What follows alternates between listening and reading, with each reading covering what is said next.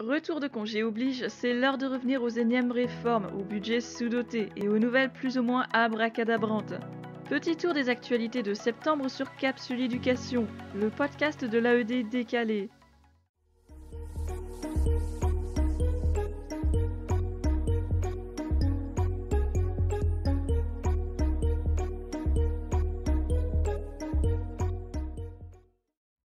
Des réformes en guise de bienvenue pour la rentrée. Nouvelle réforme du collège après celle de Najat Vallaud-Belkacem en 2016. Pape Ndiaye a fait sa première rentrée en tant que ministre de l'Éducation nationale. Et le moins que je puisse t'en dire, c'est que franchement on aurait pu se passer de ce qu'il a apporté avec lui. Vendredi 16 septembre, il donnait le contour vague de sa réforme face au journal quotidien Midi Libre. Grosso podcasto, il faut s'attaquer au collège car ce serait l'homme malade du système.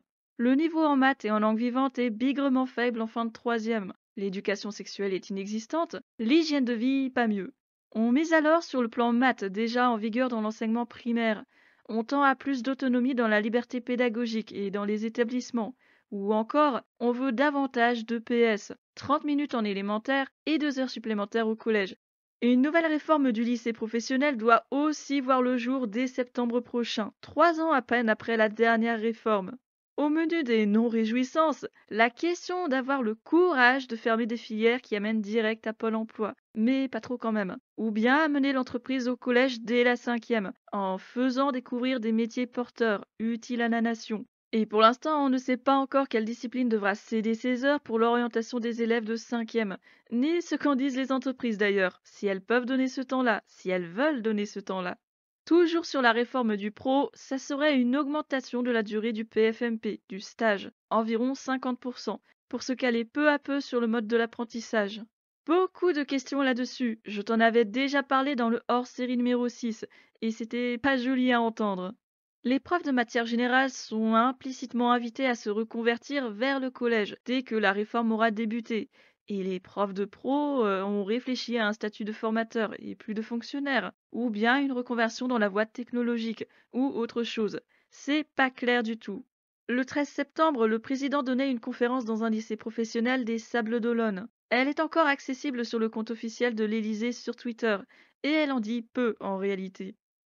Le hashtag Ma vraie rentrée face au ministère. 4500 enseignants contractuels recrutés pour faire face à la pénurie dans la maison. C'est ce que Pape Ndiaye rapportait à France Info dans un petit bilan de rentrée. Il disait aussi que la rentrée s'était bien passée, qu'il y avait bien un adulte devant chaque classe. Qu'est-ce que les réseaux sociaux en ont dit? Qu'est-ce que les personnels de terrain en ont dit? Un hashtag a démarré dès l'après-rentrée du 31 août, voire avant, pour démentir les paroles trompeuses du ministre. Twitter s'enflamme encore aujourd'hui alors que septembre touche à sa fin, parce que ce sont des enseignants qui manquent, des assistants d'éducation, des AESH ou même des CPE, des psy-EN. Pas d'assistants du service social, pas de médecine scolaire, des faisant fonction perdir appelés en urgence, ou pas appelés du tout, des ATSEM introuvables ou en sous-effectif, des décharges administratives ridicules pour les directeurs d'école.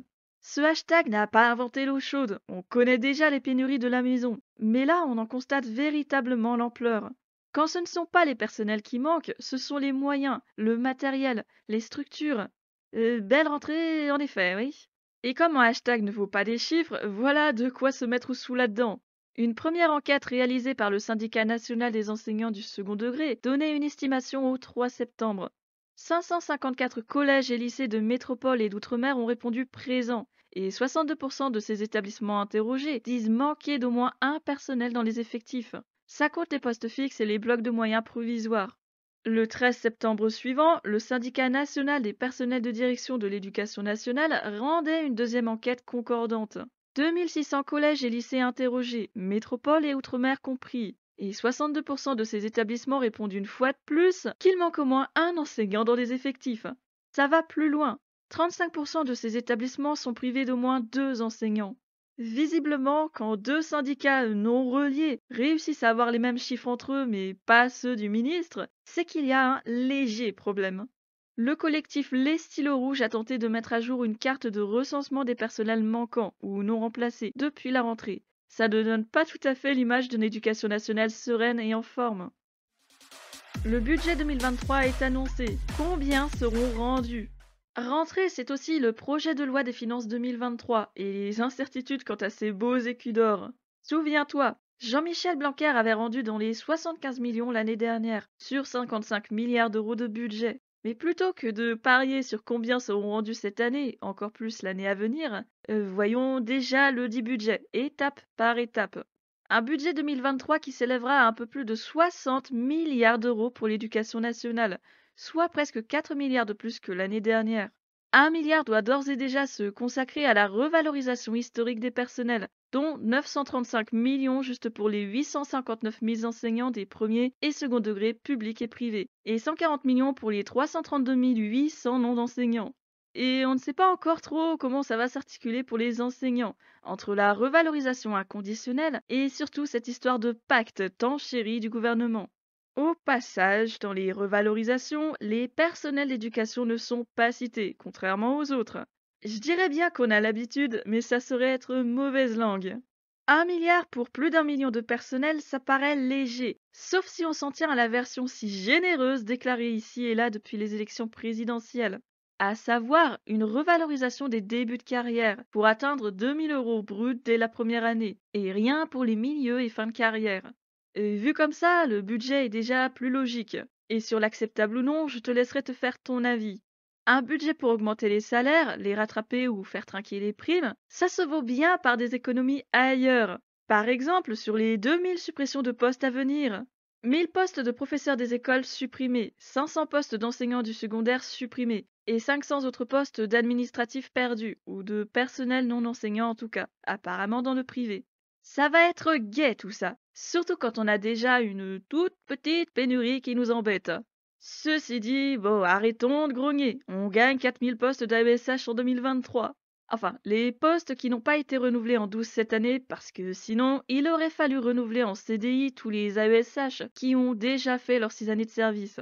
Sans compter les démissions plus ou moins violentes dans certaines académies. Bref, on crée des postes qui n'étaient pas pourvus, histoire de faire comme si les effectifs allaient grossir.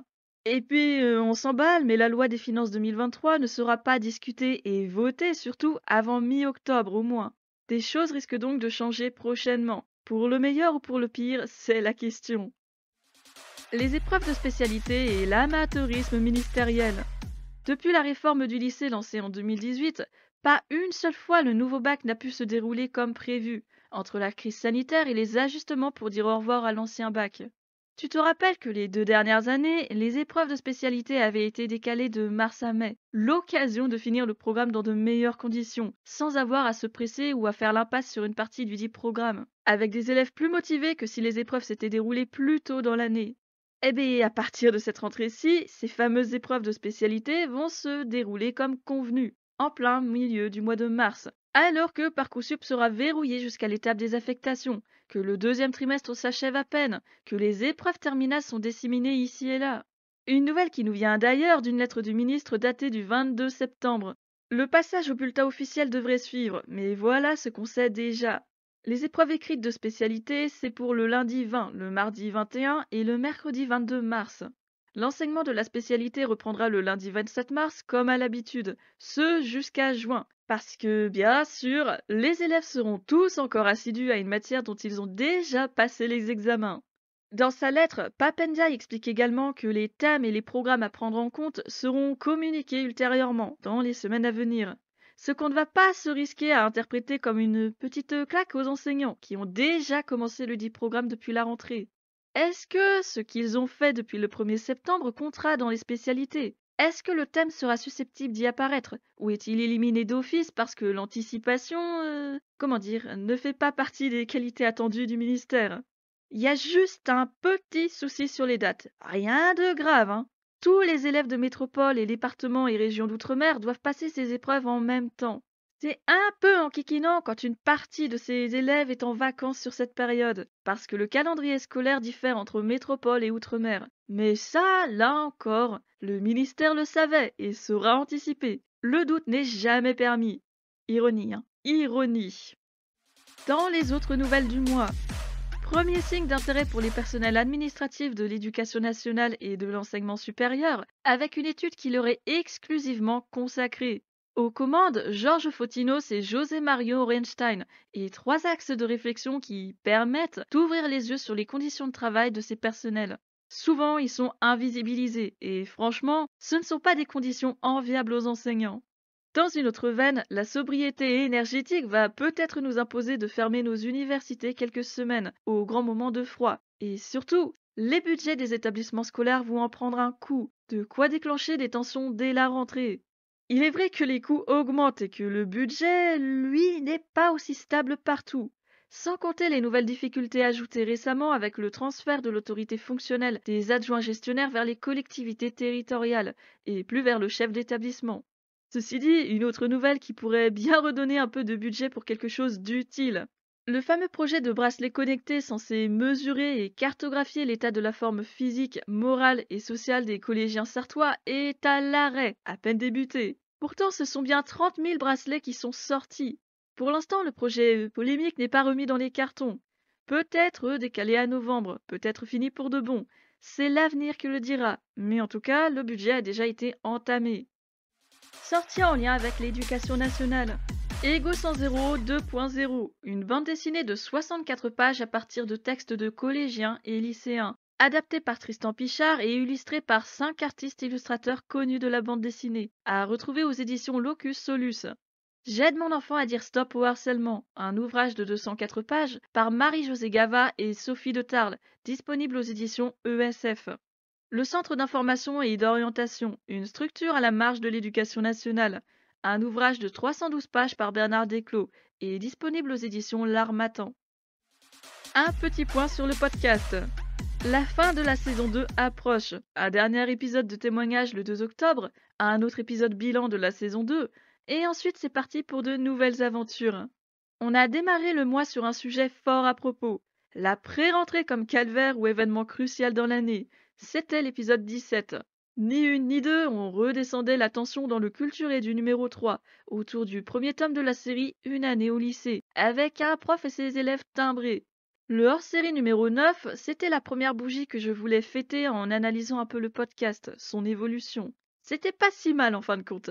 Dernière analyse du mois dans l'épisode 18, où après avoir fait connaissance avec la voie professionnelle, je voulais te présenter la voie technologique, discrète et prise en étau, gare au danger. C'est fini! Octobre arrive avec le froid et les citrouilles. Plus qu'à espérer que les nouvelles soient plus tendres avec nous tous. Ce dimanche-ci, on se reparle d'internat, mais cette fois à travers mes yeux à moi, y a pas de raison. D'ici là, repose-toi au max.